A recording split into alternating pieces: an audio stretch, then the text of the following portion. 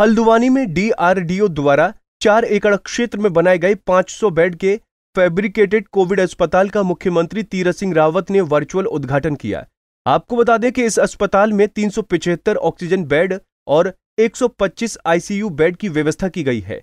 ये अस्पताल आधुनिक तकनीक से लैस होगा।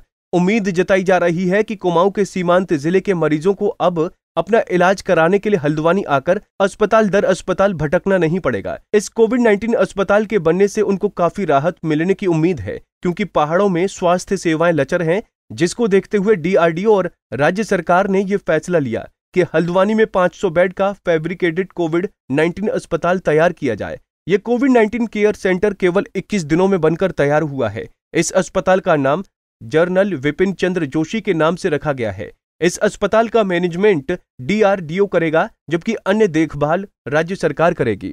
तो बेड का जो हॉस्पिटल है ये करीब 4 एकड़ की ज़मीन पर एक्सपेंडेड है और इसमें करीब 2.5 एकड़ एरिया में ये बिल्टअप एरिया है इसका, और इसमें 500 बेड में 375 ऑक्सीजन बेड होंगे और 125 ICU प्लस वेंटिलेटर। इसमें ऑपरेशन, जिसका जो ऑपरेशन और मैनेजमेंट जो है वो हमारे पास है, DRDO करेगा, लेकिन जो इसमें ऑपरेशन है मीन जिसमें डॉक्टर्स, पैरामेडिक्स, ये सब GMC और सुशीला तिवारी हॉस्पिटल प्रदान करेंगे। वहीं नैनीताल सांसद अजय भट्ट ने इसे केंद्र सरकार की उपलब्धि बताया।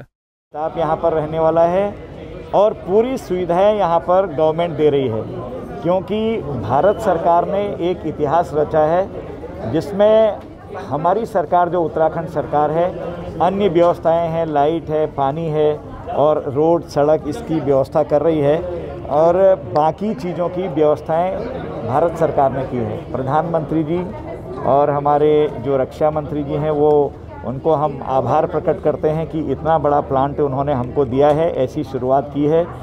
अब यहाँ पर कितनी बड़ी वेव क्यों नहीं आ रही हो, उसके लिए हमारे पास सबसे पुख्ता बंदोबस्त हो चुका है।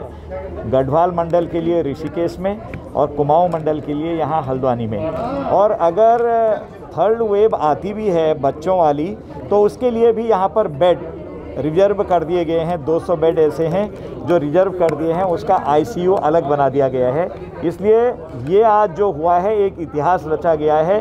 अब हम लगभग बेफिक्र हैं कि स्वास्थ्य के क्षेत्र में कहीं पर कोई कमजोरी आएगी या फिर ठीक उपचार नहीं हो पाएगा, संसाधनों की कमी रहेगी, ऐसा सोचना अब मैं समझता हूं कि बेकार होगा, क्योंकि सारी चीज़ों की पर्याप्त व्यवस्था यहां पर की गई है। 500 बेड के कोविड हॉस्पिटल का आज मुख्यमंत्री ने वर्चुअल तरीके से उद्घाटन कर दिया है।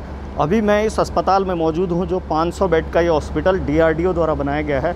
इस अस्पताल की खासियत यह है कि पूरी तरह से आधुनिक सुविधाओं से इस अस्पताल को लैस किया गया है। सभी बेडों में यहाँ पर ऑक्सीजन की सप्लाई दी गई है।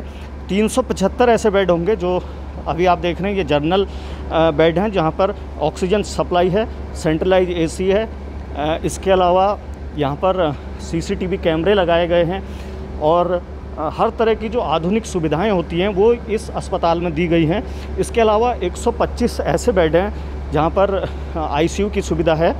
तो ये कहेंगे कि ये जो अस्पताल DRDO द्वारा बनाया गया है, ये उन मरीजों के लिए जो बहुत ही परेशान, कोविड का जो काल था, जैसे कोविड अभी चला, सरकारी और प्राइवेट हॉस्पिटलों में मरीजों को दर दर भटकने के लिए मजबूर होना पड़ा था।